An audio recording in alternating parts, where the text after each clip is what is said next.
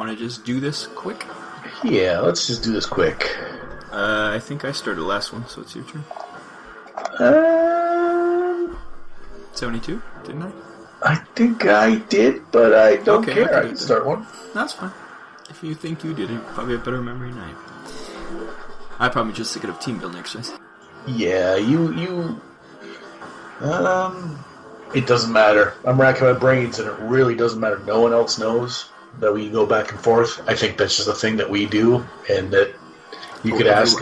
Everyone knows. Everyone pays attention. No one listens to any other content. The rest of it's nonsense. They just tune in to see if we can do the Who's going to say start it? It's our organizational skills that have brought our legions of fans, not any of the content, nor our witty repartee. That's true. Okay, well, if you insist, Rob, if that's what you say is true, I'll start. I'm starting, okay? Okay, after all that. Yes. Okay, come on, shake it off. Shake it off. Yep. Okay, get the sillies out. Come on. Welcome to the Deadzone podcast. Deadzone is the sci-fi tabletop miniature skirmish game from Mantic Games. And now, here are your hosts, Rob Harper and Jack Pike. I am your announcer, William Randolph Wintergreen. Welcome to the 73rd episode of Deadzone the Podcast for July 2017. In this episode, we look at the rest of the new Deadzone FAQ. As always, you can go to deadzonegame.podbean.com to see all the pictures, or you can go to youtube.com/c/Deadzone the Podcast for the video version of the show. And now on to the episode. Welcome to episode 73 of Deadzone the Podcast. Hey, it's still July. What happened here? We had that big episode last time. I'm Rob. And I'm Jack. And we're back for a real episode. The last one was our unveiling, but this is the real deal. We got some news. We got some FAQ talk. Maybe we'll get some stuff right this time. Oh, yeah. And we have a good review here, too. We don't need any memes of us being faulty in the way we read the FAQ last time. We don't need any of the awful things that were said to us, the mean-spirited, terrible things that were posted about us. We don't need any of that. So this one's going to be perfect. Unless they do an animated version. I'll be up for that. I'll do more mistakes if you get some animation going. If someone animated any of one of our shows, any of them, if someone took the time, just the thought of that, it put the corners of my mouth. I think people call it a smile. I don't know. It doesn't. I don't do that. But there was cracks. You got the little crinkles right there. Just the thought of it. Careful, you might get laugh lines. Yeah. Well. Yeah. First of all, let's not forget, we do have a contest currently running on, and this is your last chance to get in. We'll mention the winner on the next episode, 74. So please do email us at deadzonepodcast@gmail.com with the subject Mod Cubes Rock, and you'll have the chance of winning the set of Mod Cubes for Deadzone. And once again, go on the Mod Cubes Facebook page and bother him and say that you want more Deadzone Mod Cubes and tell him that we sent you. And hopefully we'll get him to start producing more of those Deadzone Mod Cubes, because currently they are out of production. So please do get on that. And how is it we're going to choose the winner? What criteria is it? Did you have anything in mind, or is it just like hey, we're going to randomly? Yeah, usually it's a random number generator. But do you have any other ideas? You have something you're thinking of? Throw out every entry so far, and then make it a essay contest. Just change it all, and it has to be a 1,000-word essay. Midway through, no one would be angry at that. No one would. No one would enter. I wouldn't enter that contest. Mod cubes are that good, though. I think someone would. I think many people would. Mod cubes are, in my mind, worthy of an essay. Well, personally, I say KISS. Keep it simple. Stupid. And, we'll just random number generate it, I guess. So get your entries in if you want a chance to win anywhere in the world. Hopefully not too far away. I don't want to have to ship to Antarctica again. So, other than that, we do have some news. Are you ready for some news? There you go. We have Star Saga news. The Star Saga core game, which includes the massive Plague Aberration, our lovely Aberration. I think it's a different sculpt of him. And the Kickstarter exclusive miniatures, Blaine, the Survivor, Hacker Halftail, and Kira Nikolovsky. See, it's Kira. She has a first name. It is a girl. We've always wondered if it was a girl. Huh. Well, if the names and gender do work the same way for that's true. I'm being very that's true. I'm close-minded. That's true. It could be Kira. Could be a boy's name in the future, or for different species. Yeah, she is a sphere too. So that's all being shipped in October. So that's great. We have Star Saga coming in October, and then early next year they'll delivering the rest of the pledge, including the character creator expansion, mission creator expansion, and the rest of the bonus items, including the nameless, won't be till next year. But at least we'll get the core game to us in October. That's pretty awesome. So just before the Warpath Kickstarter makes it to us. Well, we'll see. It's going to be a race between the vehicles finishing up and getting us to us if they finally get them done, and but ahead of the Dreadball. So Dreadball 2 is going to be after that. So it's a nice sign. But we also have a 3D print of a nameless monstrosity. Look at that thing; it is quite large. And we saw the pictures of the. Of like the artist's conceptual thing of it, and it does look very much like that. But I did not know the scale from pictures before. Now you put a model beside it, and you think, oh yeah, that's big. Yeah, it's about, I'd say, 3 times taller than the GCPS soldier that's next to it, and it's got a lot of tentacles too to even make it even taller and wider. And I think they said this one's going to be at a 78mm base, so he's a big boy. But he looks gribbly, and he looks solid, and he's huge. Hopefully it's made of metal. Yeah, so he can break people's heads open. You want to murder someone with a model? That'd be the one to do it. So that the table just tips ever so slightly. That's right. Yeah. Oh no, we have to buy a new table. It's like, just snaps it in half. We also have sample layout pages of the book, so more of those. We have a layout of a dungeon. Or a spaceship, I guess this is. Or it's a space station, I believe. So there you go. And we have some sequence of play, and they have some pictures. It looks very much like all the other Mantic books, I would say. Yeah, it's got a lot of the same, obviously the font's the same, but it's got a lot of the same way they lay out the important information, the colors, everything. It's very Mantic-y. And I liked the original books that Mantic released for Deadzone, but now all the books are starting to get the same polish and the same. They're starting to. They got their feel. They know what they're doing now to make the Mantic. You look at it and you go, Mantic. Yeah, especially for the Warpath ones, the sci-fi ones, and even the Kings of War ones. They're all like on that parchment kind of paper, so it's good they're keeping a consistency amongst all their brand. And we also got some sample tiles, so we get to look of it. Very reminiscent, I think, of the battle zones. Like same kind of like cutouts on them, like, you know. Yeah. It's got some of the same angles, some of the same shapes within the. You know what I'm saying? Like there's certain shapes that are patterns that have reemerged. That's good. Again, yeah, like a line with a 45-degree angle, then another line kind of thing, and yeah, they're keeping they're building a world that has like a through line. Yep, and it's pretty polished and it's all shiny except for the big blood splats all over it.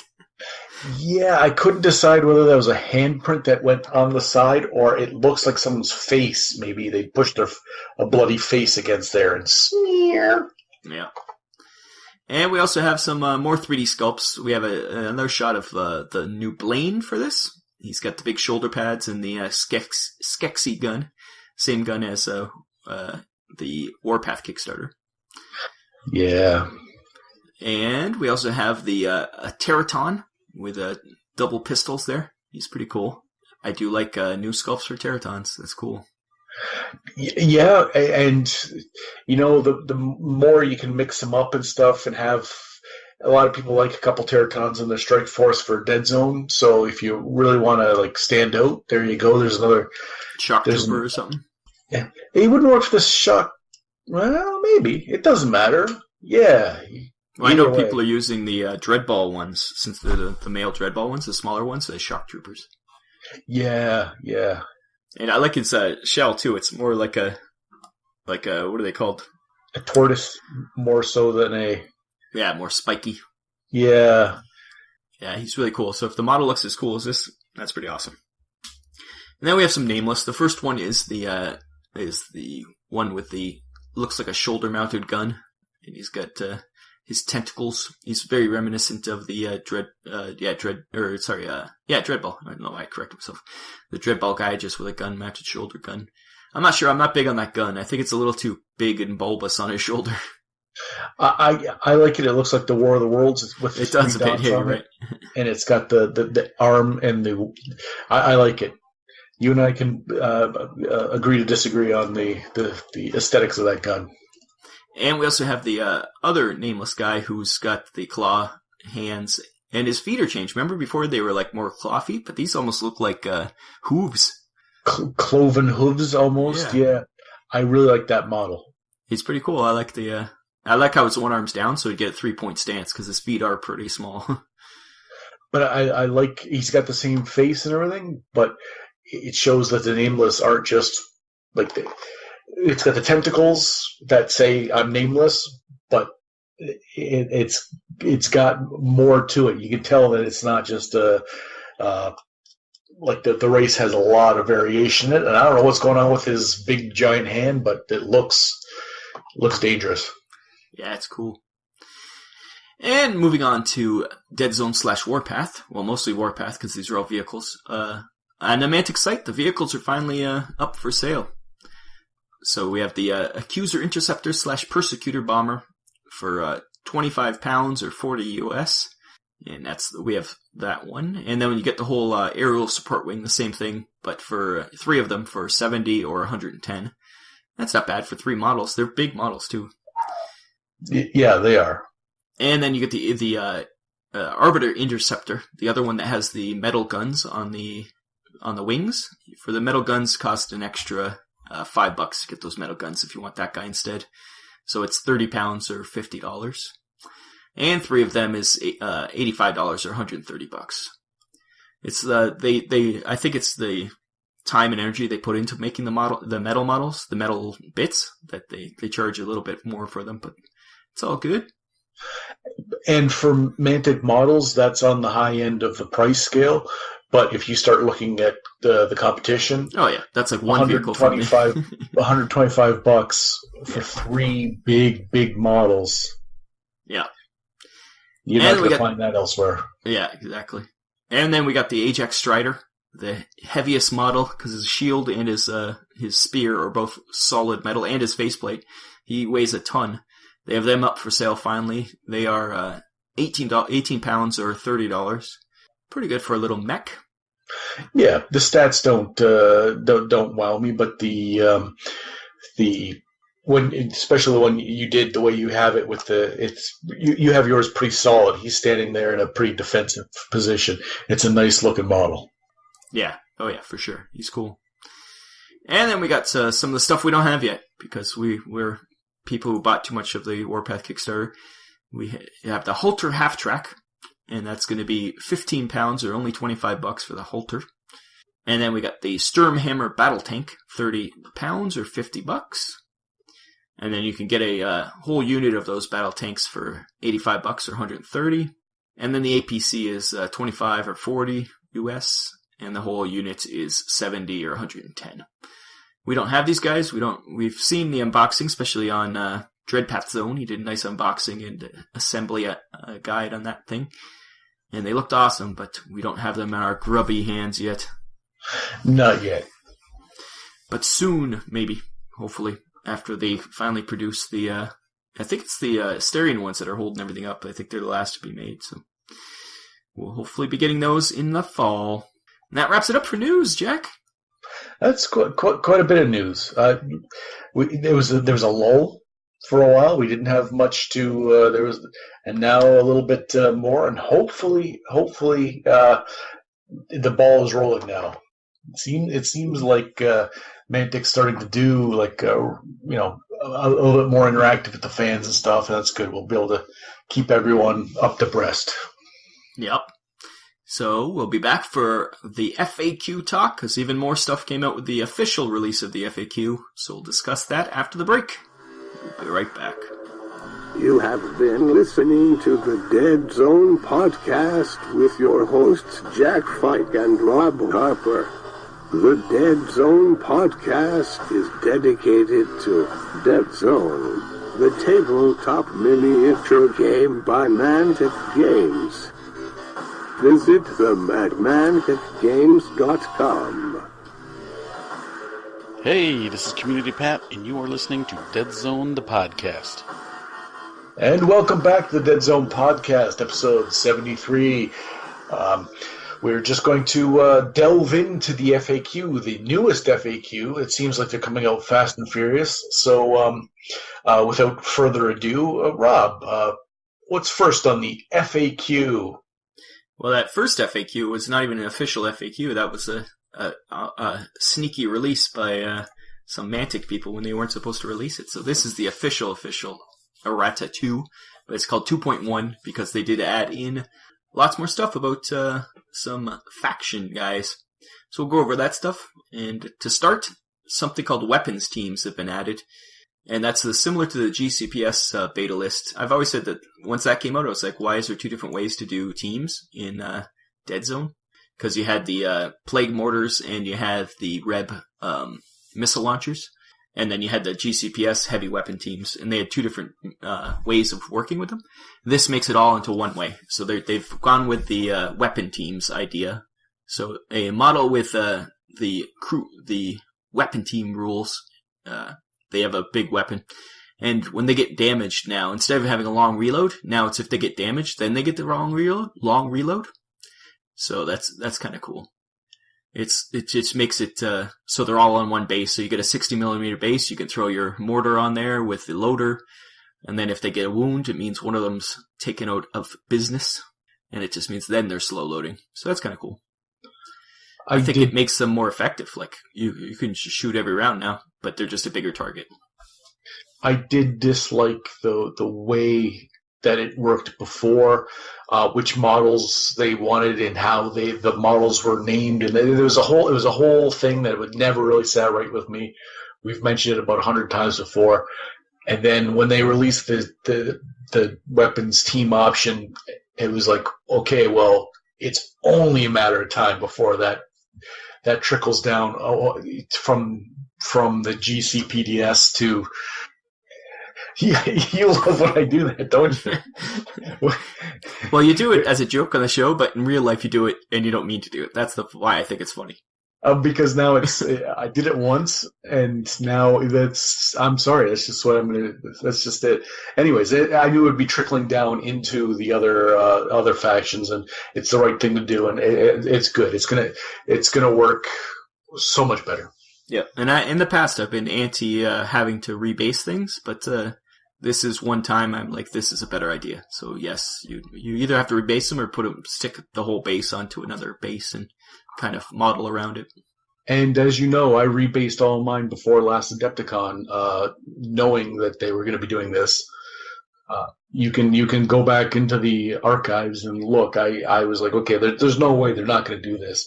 So I too am against rebasing, but I bit the bullet. And yep.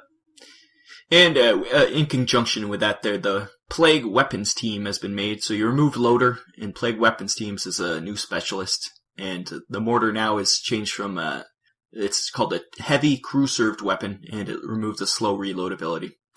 So it's just makes that into that team there. And also the Plague, because on the Warpath sprue, the Plague have flamers, they had to add them into Deadzone. So now your Plague can have flamers. I did build one. He's primed, and I did paint the tank that contains the flaming goo.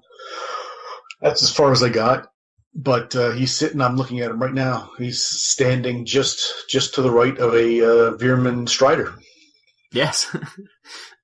As you know, in the in Unearthed Intel, the rules for a Veerman Strider is right there if you want to ever use them. If you just want to look at the picture and go, "Oh my God, that's just right." And for the Enforcers, the Pathfinder Sergeant got a tag rifle finally.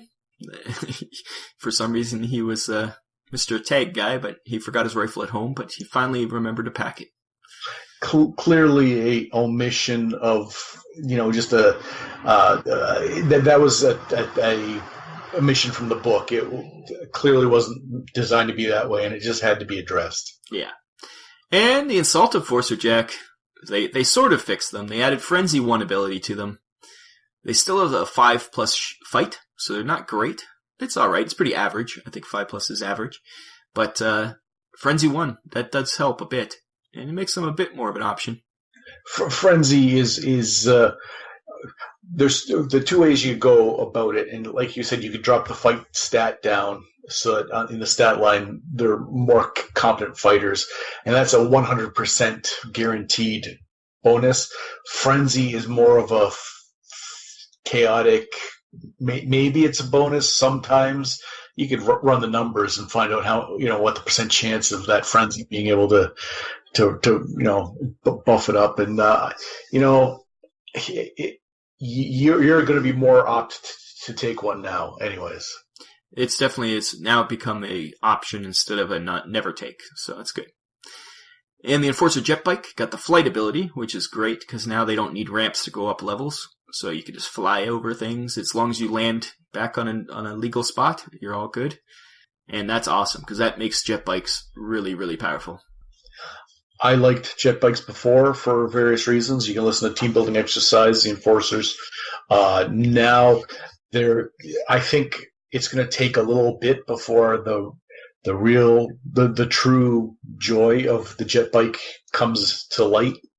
It's going to take some not play testing, but some like actual games to really see. Wow, that changes the game when you can do what the jet bike can now do. Yes, for sure. And lastly, the sniper rifle finally got AP1. The thing that we've been like, why does this sniper rifle suck compared to everybody else's sniper rifle? It's finally fixed. They put some armor-piercing rounds in that gun, and now it's back to being what it should have been all along, AP1. But Rob, I think this FAQ is a harbinger of doom for our podcast. I know everything's getting addressed. Yeah, everything is getting addressed. We're going to have nothing to complain about, nothing that is going to grind our gears anymore. Everything's kind of like, why is that? We shout at the cloud, shaking our fist vigorously. Now it's all getting addressed, and I don't know. I fear for the podcast. Yes, I think they just want us off the air. It's you and me both, buddy. You and me both. Chief Brocker got a lot of changes. He got a Forge Hammer, and he got the Engineer ability, and Strike It Rich. And now you can, if you get something you don't like, you can just take an ammo instead, unless it's a booby trap. So that's kind of cool. So at least you can, because it's a stupid ability, but at least now you can just give your guys ammo, which is really not bad.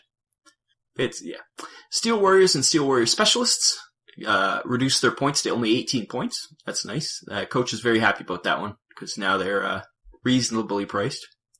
And the Brocker the Brocker Specialists reduced to 15 points, and they got Forge Hammers, which they never had the hammers before. So that's kind of good. The Brockers deserve their little hammers. Yeah, considering the models, that was kind of their shtick, the hammers. So yeah, they need hammers. Hammers. Forge Guard got solid ability, which makes sense. Those things should be solid. Something I never noticed before, the Iron Ancestor increased its speed from used to I think be 1-1, now it's 1-2, so they're slightly faster. They're actually 100% faster. Yeah, I was just going to say they've completely doubled their speed. That's a drastic. Yeah. And you were saying oh no, were you talking about the Thor pattern? No, you're talking about the Ajax, but the Thor pattern Iron Ancestor with the 2 hammers, it reduced the points to only 55 points because it was like 64 points or something ridiculous you'd never take. And it got Frenzy too because it's got 2 hammers. You have to have Frenzy too. Yeah, I think we discussed on team building exercise for the Forge Fathers why we wouldn't ever take the Thor pattern over the regular Iron Ancestor. And I don't know if this would change my opinion that much, but it's certainly not as terrible as it was before. Yeah. And Twin Hailstorm Autocannon reduced to 7 points. It's just a little fix there for pointage. For the Asterians, not much got it fixed. They got pretty ignored in this FAQ. The Skyrazor got Flight, which is great. The Skyrazor, once again, might be used more, since now you can go up and around and get some height advantage. But other than that, nothing for them much. But another game changer. Like the jet bikes, it's going to take... You're going to have to play a few games before you really start to see... Oh, yeah, this is sweet. Yeah. And for the Marauders, thankfully, they got some increases in their points. So the Commando Captain is increased to 3 VPs. The Warlord's also 3 VPs. The Hulk is increased to 30 points. The Mauler is now 25 points and 3 VPs. Rainmaker's 25 points, 3 VPs. And the Stuntbot got a reduction so people actually might use this thing, got a reduction to 3 VPs and add Frenzy 1. Not like you can find the model for the Stuntbot. It was like a limited edition resin model that you cannot find, and I wish they'd make a hard plastic version, but at least the rest of the guys got evened out a bit, and maybe people will start using Stuntbots. But it is the Marauders, so who the hell cares? Yeah, really. And then lastly, second lastly, I guess, the Rebs got their weapon team, because they had the Sphere Loader. He's gone now, and now the Missile Launcher has that crew-served weapon. So now it's a Sphere Loader with the girl with the rocket launcher, which is cool. And I think, was it Joe Neat? Somebody really modeled one up with it behind a wall, and it looked amazing. Oh yeah. Well, see, we're starting to get the ability to make some art pieces, do some modeling. Yeah, except for now the wall is a combat wall because you can draw a line of sight from it, but that's alright. Rebel Sorak, this is a big one. It's now a troop.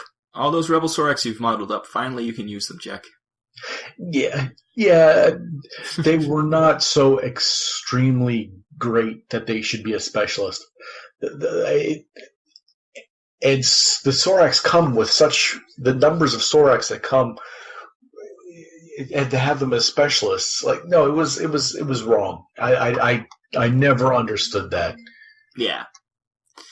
And Sorak also got the Sword Spawn back for those people who have the model. The stats for it are pretty bad because he has a 6+ fight, which is weird for a guy who's a combat specialist. But he got Frenzy 1. Personally, I like our version of him better. He's actually got Frenzy 1 and Frenzy 1 with his weapon, so he's actually Frenzy 2, but I like ours better. So go to the Unearthed Intel and use our Sword Spawn instead of this one. I liked the original Sword Spawn. Well, yeah, of course. He barely stepped out onto the scene, and they nerfed him. They killed him off. He didn't get nerfed. he had a brief window of opportunity with which to shine. Yeah, because he came in the later sets. I think it was a Kickstarter exclusive, maybe. His splendor was he was like a candle in the wind. Oh. And the Judwan Medic did not become a troop, which it should have, but it did get reduced to 10 points. Still not going to take him, but hey, it's cheaper. No. The Territon Shock Trooper, he used to be a Merc. Now he's a part of the Rebs faction, which makes sense. I don't know why he was ever a Merc. But it's good that they get some more Territon action in the Rebs. Yeah, in my mind, I thought perhaps he was going to be like they had reserved him for a special, like for a special character or something. But then they allowed you to have more than one. There were so many half measures that it didn't make any sense. It was kind of contradictory to the rest of how the game mechanics worked. So they either had to go, okay, he is now Jimmy Scrambles the Triton, and here's his stats, or he's now a troop. So like they had to go one way or the other. He was kind of in limbo for a while. And the Rebs also got a flamethrower and a new version of their grenade launcher. I think they had Triton had a grenade launcher before, but that's called now a light grenade launcher. And then they have a legit grenade launcher too, which gives them some indirect. Which every faction should have some indirect, because that's the fun. And the Rebs flamer, for the life of me, I can't picture in my head what that is. They didn't have a flamer before. The only flamers they had in the thing were the one-use ones that the Triton had, but now they get a real flamer. I don't think there's a model for that yet. I don't know why maybe they just added it in because they added it to the Plague, but yeah. Yeah, it's not like, because the Plague has the model, and it's so like I didn't remember seeing a Reb flamer. So if you're saying it doesn't exist, maybe something on the horizon. Yeah, not that I know of. Well, yeah, the Rebs don't have a Warpath army yet, and that's where most of these new models came from. So maybe when the Rebs get a Warpath army, if they ever do, they'll get some of that more useful things like flamethrowers and grenade launchers. And the totally last thing, is that Blaine on a jet bike has a flight ability since he is on a jet bike. So once more, we can use Blaine on a jet bike. He's a merc, but hey, what you gonna do? You're gonna fly by with your size, and and you're gonna slice people like a crazy person. That's something he might do. And I think that about covers it. Is there anything I missed, Jack?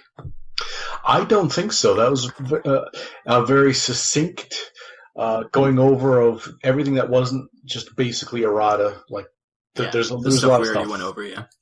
What you're going to need to do is start making a compilation book, compiling, because there's a lot of changes now, even from the last book that only came out a year ago. Well, a lot of people are making stickers out of it and putting it into that book, so that's kind of cool. Oh.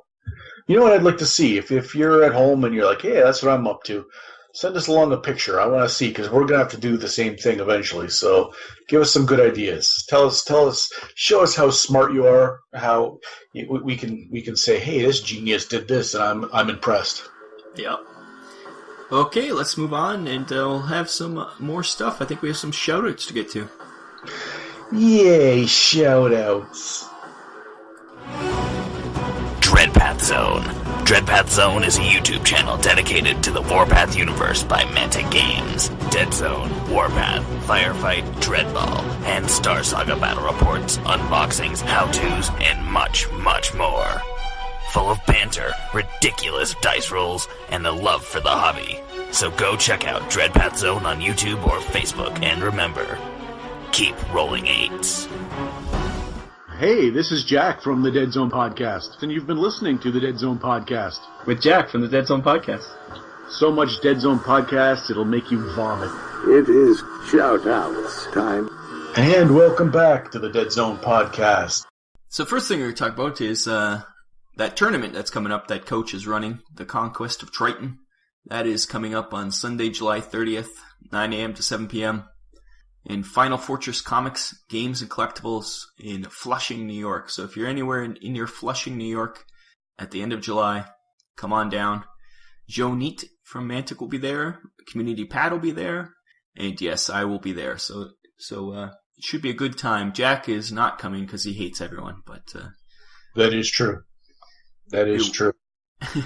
There's been a falling out. There's now a schism in the Deadzone community. I've had to take a hard stance on some of their radical thinking, and quite frankly, I think I'm on the side of right. Yeah. I'm much more of a peacekeeper. You're keeping your stand. You're staying in place. That is true. That is true. Maybe this schism will be healed, but not today. Not today. Oh God, no, not today. But this tournament is a 200-point Deadzone tournament, and it's good for newbies and and veterans alike. There's going to be quite a few people who played a lot, and there's also quite a few people who are coming who haven't. So it's going to be competitive because it is coach, but it'll be a friendly competitive, probably much like Adepticon. Yeah, but when you have the world's biggest Deadzone tournament, you're going to have people of all shades, all different types, and what they want to get out of it. So, yeah, you'll find your fit. We'll see. And if you're interested, you can go to the event page on Facebook. We'll have the link in the show notes.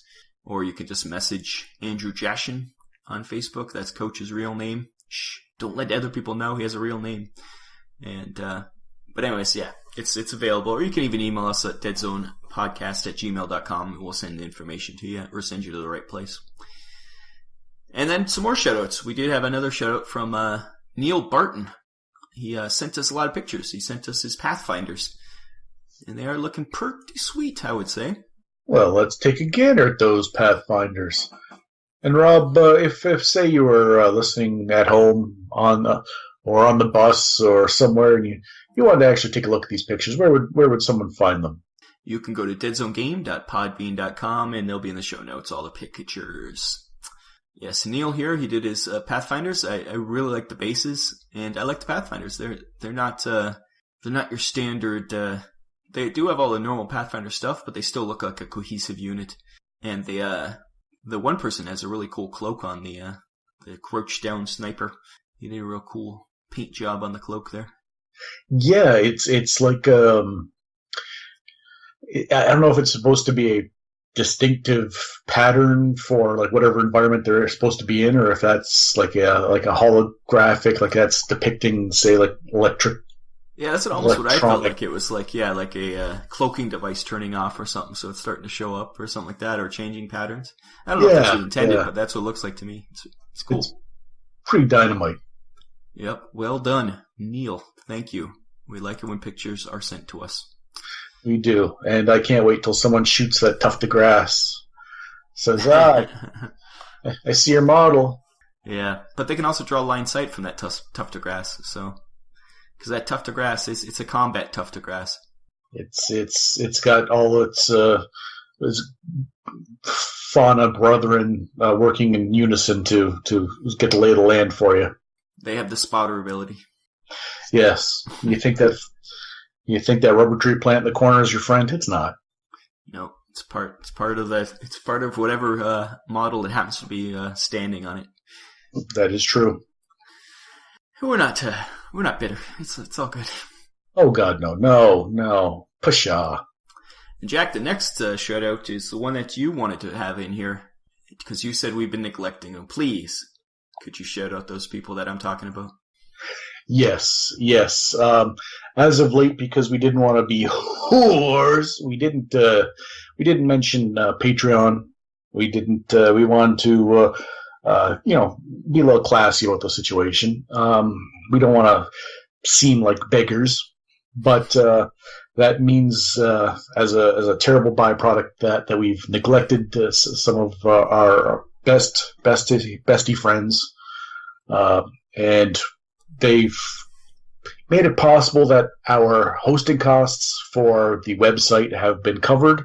That's all we asked. And so I would like to thank the Top Hats and Monocles Club for their monthly donations. And really, it's something that we never thought would even be the small amount that it is. It still means something. It really, really does. And I just wanted to say thank you.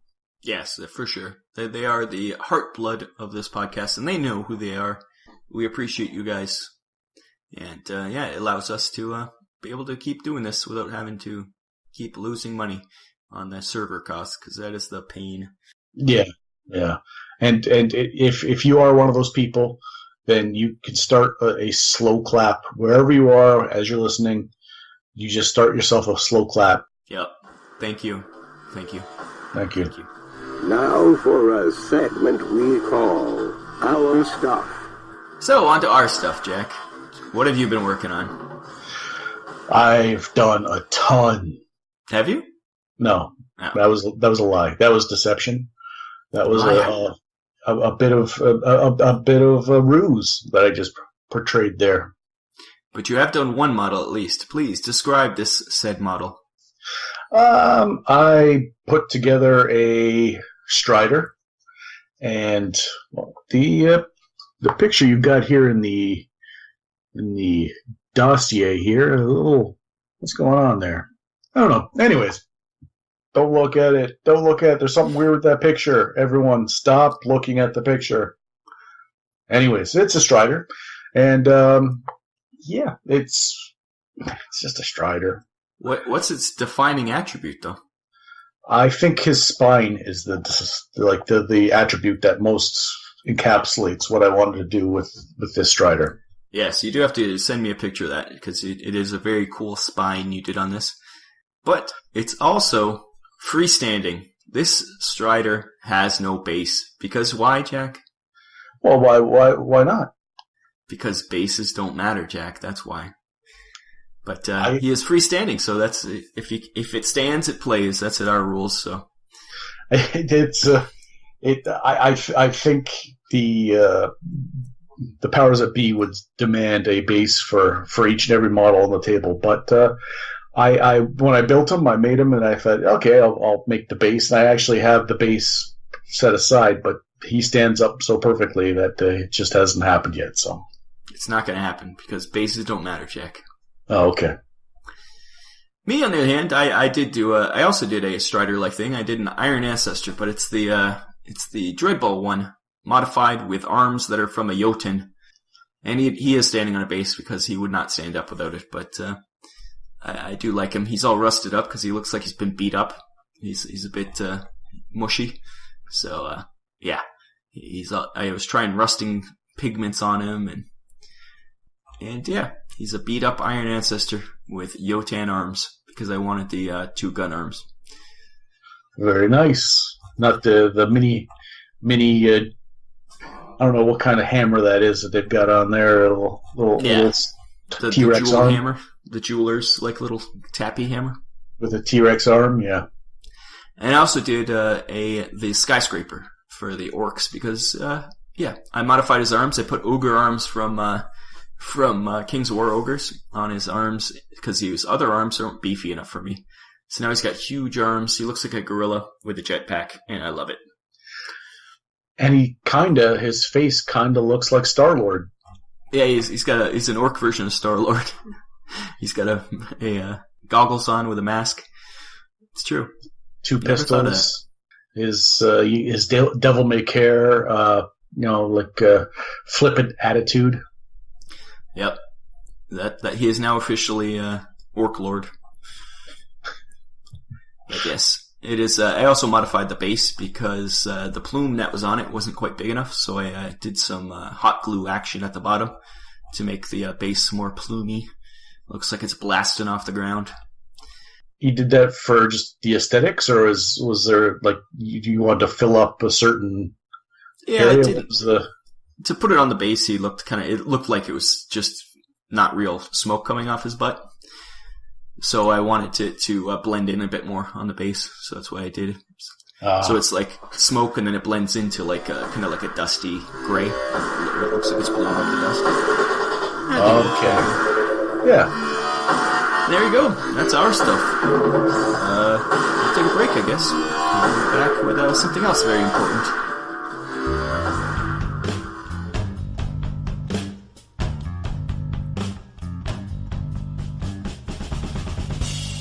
Oh man, that was a good roll. Hey Georgie, what are you watching? Oh, I'm just watching a video on Family of Gamers 777 on YouTube. What kind of videos are on their channel? They have hobby videos, live streams, Deadzone and Warpath battle reports, and tons of other great stuff. Oh cool, I have to check them out. Remember, that's Family of Gamers 777 on YouTube, the hub for all things miniature wargaming. So Georgie, what's your favorite video on their channel?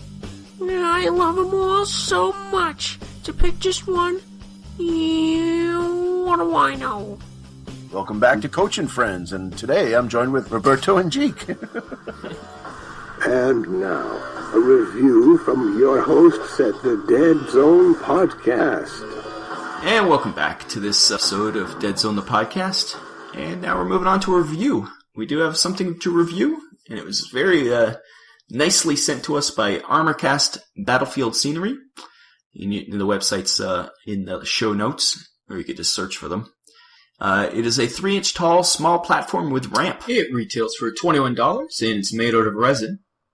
Jack, you did most of the work on this thing. Let us know all about this wonderful item. Yes, and in all transparency, yes, this was sent to us free of charge, so it's not like it's something we've purchased, and so just to let everyone know that is the case. It arrived. Rob brought the package over. I don't know, maybe it was 3 weeks ago now. Yeah, I think it was just after we recorded our last podcast, so it was about that. And it came nicely packaged in a little bag. It had some instructions on the top, which was something that I kind of adhered to when we eventually Rob said, "Here you go, you paint this." So to begin with, there's going to be pictures on the website. You're going to see the three the pieces that it comes in. There's a ramp that could also be maybe a bridge. It's got the ability to be both. It's got a spire that holds up what would be, I don't know, like a watchtower or some little platform of some sort. Yeah. And the first thing you notice when you take a look at it, that it's resin, it's cast resin. There's a ton of detail on it. Yes, hopefully the pictures show even unpainted the detail, because it's every little rivet mark, and there's a lot of like plates and stuff on it. And I love the ramp with the it's got little like bumps in it, so when you put a miniature on it, it doesn't slide all the way down. It's not like a slide. It actually holds the miniature on it. Yeah, and it's got these little lines that you kind of hook the base into. That's the only time a base matters, is when you don't want your miniature to slide, slip and slide style down. So we've got some pictures of what it looks like unpainted, and then the instructions that came with it, pretty simple, like a basic instructions of how to do like a base job, and I decided I was going to adhere to that for the most part. Like it tells you how to paint it? Yeah, it gives like a step-by-step, because it is cast resin. The first one, like it said, wash with dish soap and stuff like that. Get the cleaning, or the the release material off it, or whatever. Yes, so I did that, and then I primed it. The instructions did specify Krylon primer, which I happen to have, so that was nice. It said to prime it gray, but I primed mine black first, and then did the zenith highlighting with the gray. So I added one extra step. Okay, sue me, but for the most part, I'm sticking to the to what the instructions said. And then after that, and right away, I think I told Rob at that point, I said, this, like, all the details popped. There's a lot of details, and it's really good looking. So it's like different materials, which is kind of cool. There's bullet holes, and then there's like diamond plating, and looks like sheet metal kind of stuck on there. Yeah, and I think later on, Rob and I were kind of like, we got to check out some more of this stuff. So we went to the website, and it's kind of modular terrain where you can purchase different things, and the ramp becomes bridges in some, and then there's bigger sets, and I guess it's you buy to fill your table, but they'll have that aesthetic, and I don't know what game specifically it was designed for, if any. Yeah, I would assume it's for one of the bigger games out there that shall not be named, because we don't know what it is. No, but yeah, it's it's great for Deadzone because it's 3 inches tall. It's like perfect height. I don't know if it's coincidentally that. I'm sure it is coincidentally that, but it's it works like as the next level up. This is it, like, so, and it fits into a 3-inch cube perfectly too. So yeah, I guarantee you it's a coincidence that just happens to be 3 inches, but it works for us just fine. Yeah, so. And the whole system's the same way. The armor, what is the system called? Tech Walk system. It's called a Tech Walk system. And they're all same heights and stuff. And then you can get even taller spires and stuff. So it's like you can make even higher ramps and higher whole sections. Also, the site has buildings and stuff, but we're just talking about the Tech Walk system right now. But as you're saying about your painting, yeah, you started off doing the basic stuff? Yeah, and then after that it said use ink washes. So I did. I didn't use ink wash per se. I used my secret weapon. And I think I don't know. I think I maybe used armor wash and maybe one of the other ones, like, they all got crazy names, but, poo water or whatever. And I just dribbled it in places, less than others, and heavy in some. And again, all the details just popped. And then I think I did that. We were doing a hobby hangout, and that's what I was working on. Maybe it was the last Deadzone Monthly with Coach. And maybe if you want to see me painting it, then take a look at that. And then the instructions say dry brush to highlight the detail. And really, just with the washes alone, you didn't even need to do this step, but I did, because I was really enjoying just painting it, to be honest. And then I took some liberties. I one of the panels on each side I painted like a copper, just to see how that... An accent color? Yeah. I was just getting a little bold. And then, because I'm still learning how to use the rust effects I got from Secret Weapon, the pigment, that's when the rust came out. So yeah, a very enjoyable project. And it really, if you were to, the time that I needed to put in there, pretty quick and easy to get a nice looking piece of terrain. Like if speed is of the essence, you can take a look, and I think it comes out even with my big ham hands. That I think it looks good. Yeah, and you can see with the pictures we posted in the show notes. They'll show we put some Sorax that I had painted up and some Yindish in there, and they're shorter models, especially they're mostly crouching down, and their guns are just perfect height for the edge. Like it just turned out perfect for this stuff. Like the height is on the edges and the height of the actual thing. It works so well. And yeah, I'm pretty sure in the future we'll probably be getting some more of this stuff. And for cast resin, it's reasonably priced too. It's $21 for this set US. And I think that's well worth it for a nice, it's heavy piece of plastic or resin there. Yeah, I'm pretty sure that we'll be getting more because, we have a ton of terrain, but that walkway works so perfect with the battle zone. Like it's the same width, almost the same size, but it's got a whole bunch of different. It's got a different aesthetic that I think. Yeah, and also the weight of it. I find the walkways in the battle zones are a little light, so when you put a modeler, you can knock it off real easy. This thing's got a nice heft to it, so you can just set it between two buildings and it'll stay pretty well. Because it's not just going to blow over with a gentle nudge. That is the benefit of resin, for sure. Yeah, it's beefy. There's some weight to it.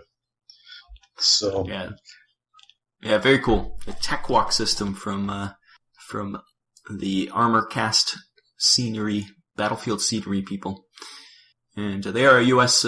business, which is unusual. Most of the stuff we talk about is usually comes from Europe, just because that seems to be the hotbed of the activity. But it's nice to see a U.S. company coming in here with a solid piece that works so well in Deadzone. And hopefully it'll open up his market for more Deadzone people too. So if you do buy something from him, please say it's for Deadzone, so he knows that 3 inches, 3, 6, 9 inch. That's the way to go.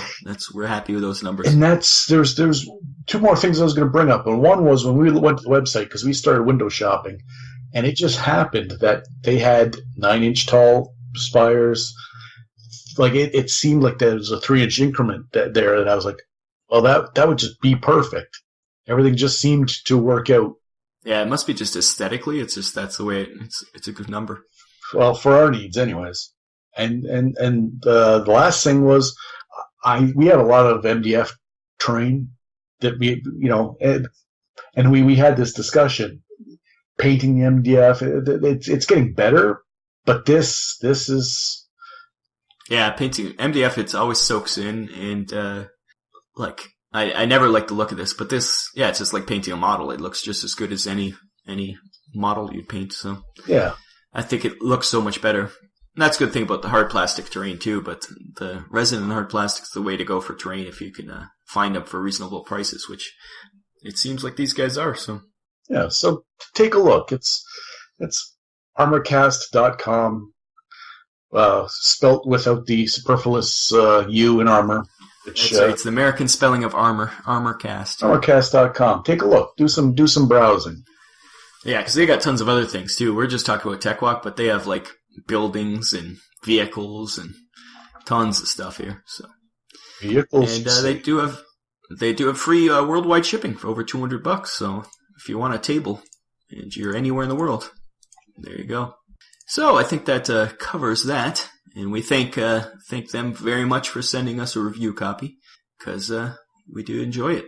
And so that's that for our review of the Armorcast, the battlefield scenery. Fantastic stuff.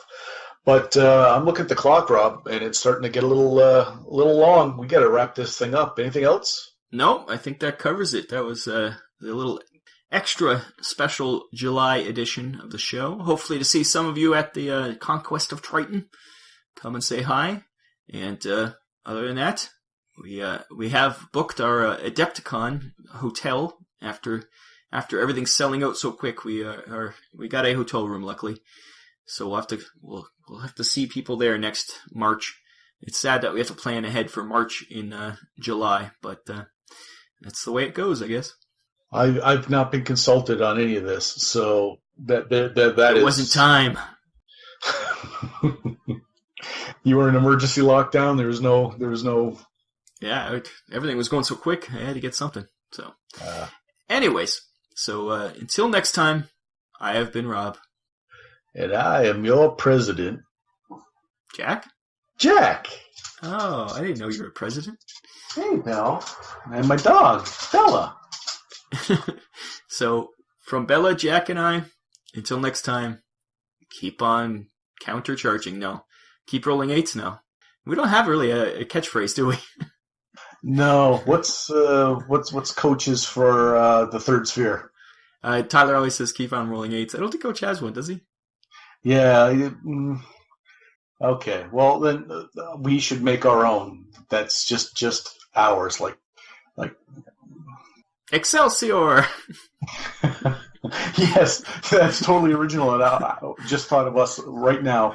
It wasn't stolen from someone else who stole it from someone else. I think this episode's over. What happened? Okay. Bye-bye. Bye-bye. Thank you for listening to the Deadzone Podcast. I have been your announcer, William Randolph Wintergreen. Visit the website, deadzonegame.podbean.com. Email your hosts at deadzonepodcast@gmail.com. On Twitter, you can follow the show at Deadzone Podcast. The Deadzone Podcast is a production of Vinland Old Time Radio Productions.